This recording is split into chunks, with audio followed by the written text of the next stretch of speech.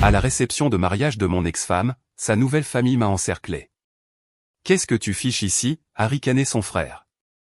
Elle est passée à un vrai homme. Ils se sont tous mis à rire en me pointant du doigt. Mais mon fils de 8 ans m'a soudainement attrapé la manche. « Papa, il faut qu'on parte, maintenant. Quelque chose de grave va se produire. Fais-moi confiance, papa. » J'ai hoché la tête et j'ai commencé à me diriger vers la sortie.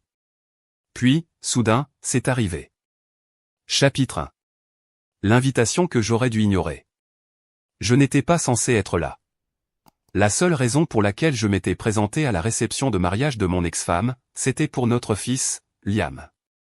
On lui avait demandé d'être le gardien des alliances.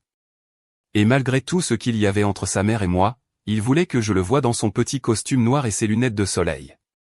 Le lieu était une salle de banquet luxueuse. Des lustres scintillants, un quatuor à cordes dans un coin, et des serveurs glissant entre les tables avec des flûtes de champagne. Je suis resté en retrait, les mains dans les poches, essayant de me fondre dans le décor. C'est à ce moment-là qu'ils sont arrivés.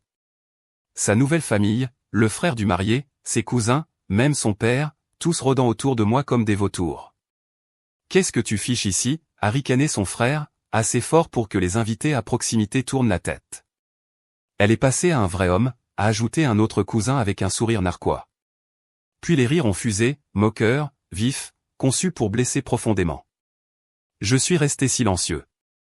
Des années à ravaler ma fierté m'avaient appris que les mots étaient parfois vains avec des gens qui ne voulaient pas les entendre. Puis j'ai senti une petite main tirer sur ma manche.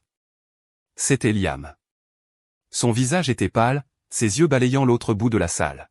« Papa, il faut qu'on parte, maintenant. » a-t-il murmuré avec urgence.